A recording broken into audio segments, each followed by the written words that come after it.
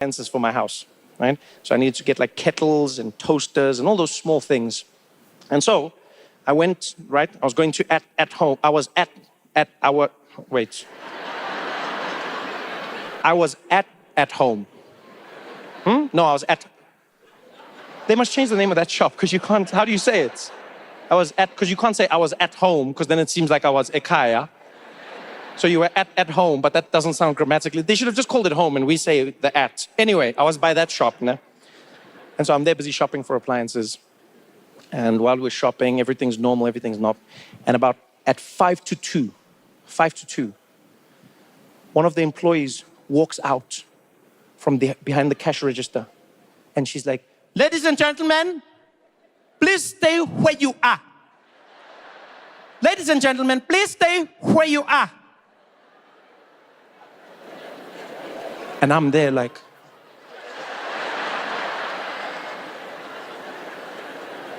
did we win something? And then without missing a beat, the security guards at home closed the doors, and then they locked the gate.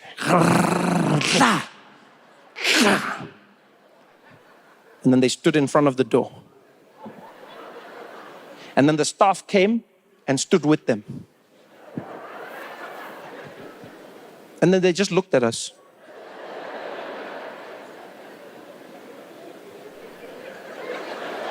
Now, I don't know what's happening. South Africans who've been here know exactly what's going on. I just saw people lock the gates, block the entrance, and stare at me like they're challenging me. So in my head, I'm like, oh, this is Squid Game. I'm like, things have gotten so bad in South Africa that now you have to fight your way out of a shop. Like literally, while they're staring at me, all I'm thinking in my head is, and then the lights go out. And they come back. And she's like, "Thank you very much, everybody. You can continue." And then they open the shop. And then everyone just carried on, like nothing happened. Everyone was just there, doing their thing. I was stunned. I'm looking at everybody like this. So I go to the counter. Oh, guy, see the guy's name tag. I'm like, "Eta, how's it, my man? Tabo, ne?" He's like, "Sure. I'm Trevisto. How are you, my brother?" I'm like, "I'm grand, wena?" He's like, "I'm good, my man, I'm good. Sure. How can I help you?" I was like, Tibos, what happened? What just happened? He's like, "Where?"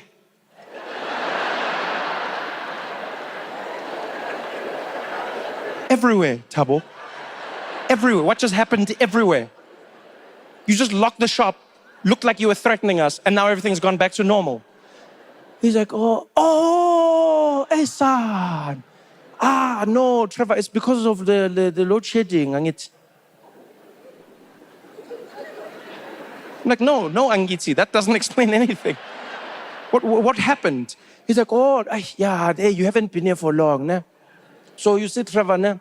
Because of load shedding, what started happening, ne, was some of the customers, ne, they started realizing that when the load shedding hits, ne, the sensor there by the door, it's not working.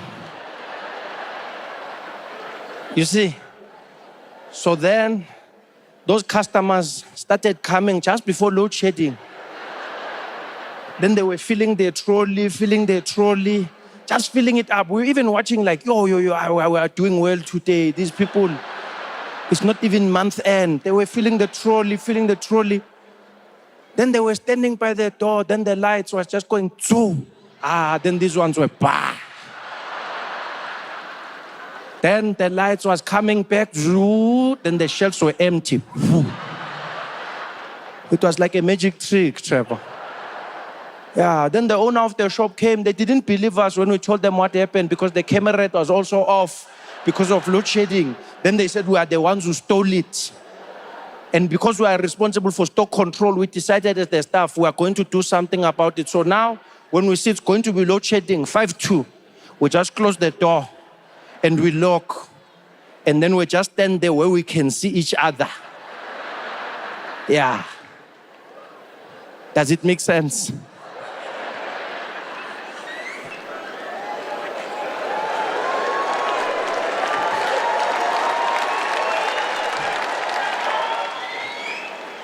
was like, Tabo, not only does it make sense, but this has instantly become my favorite shoplifting story of all time. Are you like the ingenuity of South Africans? Huh? To have the idea, to think of that. That's easily my favorite shoplifting story, easily. Because I love shoplifting stories. I love them. I love reading about them, you know, hearing how people try to shoplift or like shoplifting syndicates. I'm always intrigued by how people do it. One of my favorites actually, started during COVID in the United States.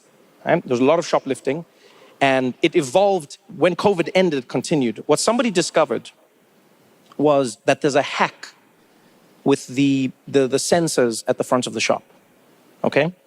And so somebody discovered that if you have an item that has a tag on it, right? You know, the metal tag on clothes or, you know, the little sticker.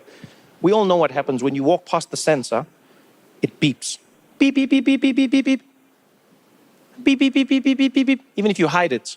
Beep, beep, beep, beep, beep, beep, beep, beep, beep, beep. Right? We all know how it works.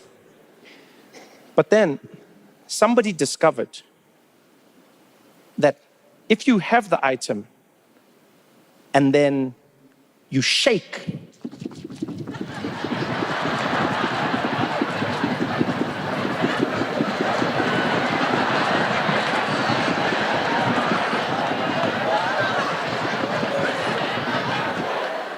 it doesn't beep.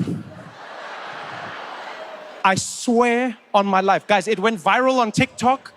People started doing it. You must try it. You must try it. You must. No, I'm not saying you must steal, guys. I'm not saying you must steal. I'm saying go to a shop, pay for something. When you've got the receipt, tell them, please don't take off the tag. I want to try something. But you must have your receipt because I don't want you guys blaming me now. Just try it. Take the tag, go to the door, and shake.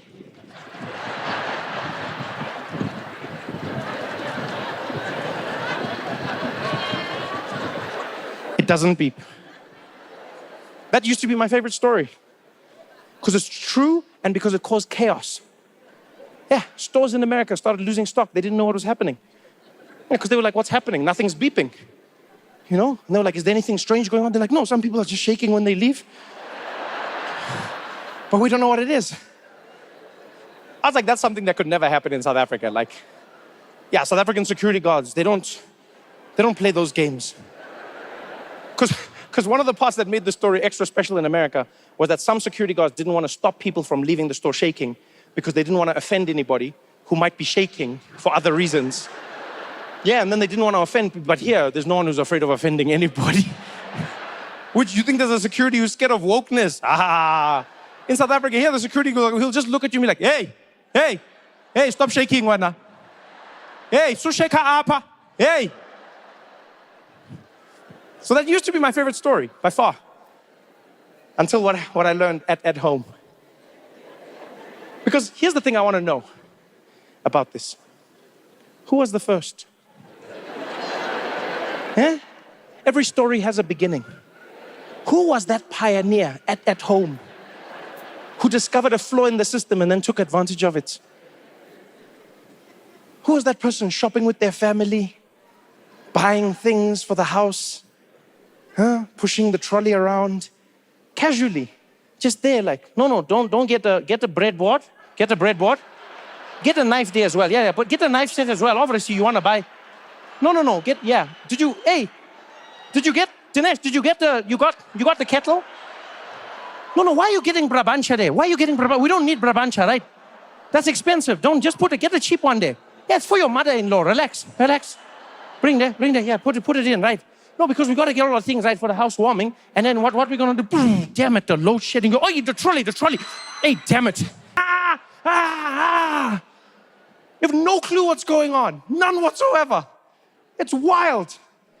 One day I was in four ways. I drove to a traffic light that was out. And I see it from far. I'm like, okay, the traffic lights are not working. I'm driving. I'm getting ready. As I get there, a homeless guy jumps out.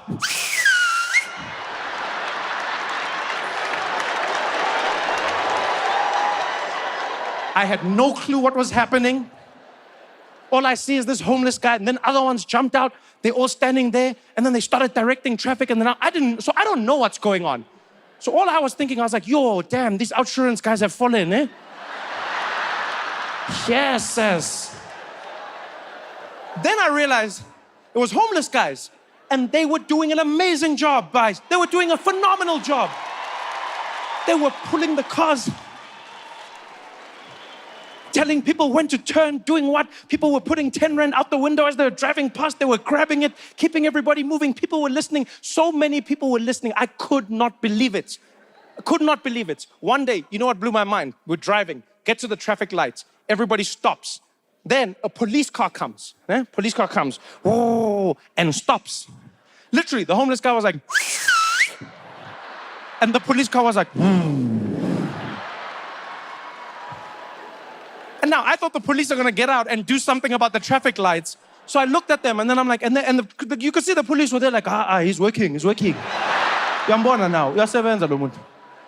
And then they just sat there with all of us, waited for the homeless guy. Then he was like, and then the cops were like, sharp.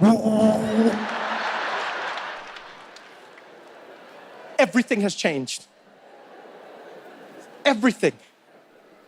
But the one thing I'm not used to yet is the chaos.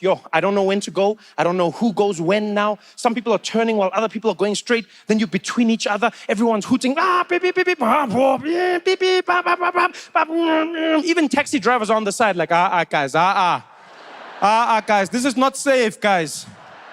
Man. If everybody's a taxi driver, then who is a taxi driver, guys? Guys. That's our thing, man. This is cultural appropriation.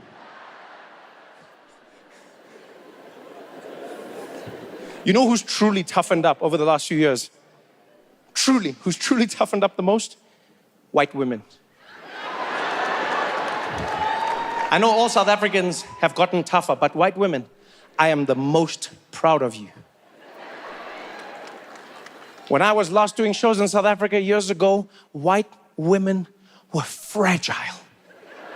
They were brittle.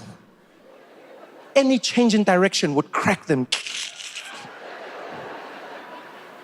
You would see, you'd see white women back in the days, things would go wrong. They'd be like, I just can't, I just can't. I mean, like, you're living in a country where I swear to God, it's just, because I was driving today and they just cut you off. And you're at the robots and you've got these guys knocking on the window. I just can't. Zuma must go. I can't.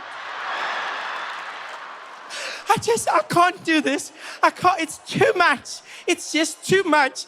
It's too much. And the chickens at Nando's have gotten smaller. I can't. I don't know what I can't. White women were brittle.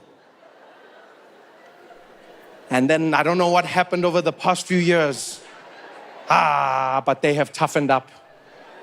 They have truly toughened up. It's almost like these white ladies were in their garages training every day. Because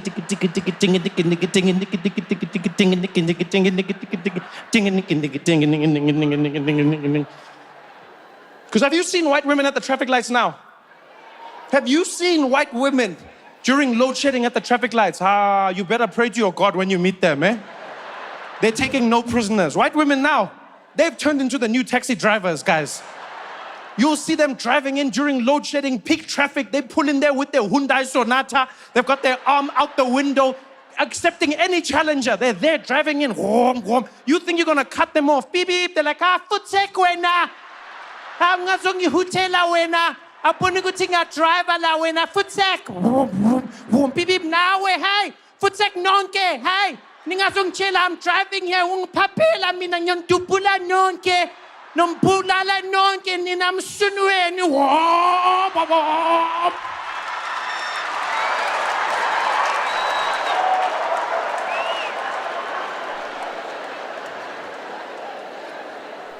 Wow! These white ladies are getting home to their husbands. They're there in the kitchen like, hi, honey, how was your afternoon? Yeah, sometimes you have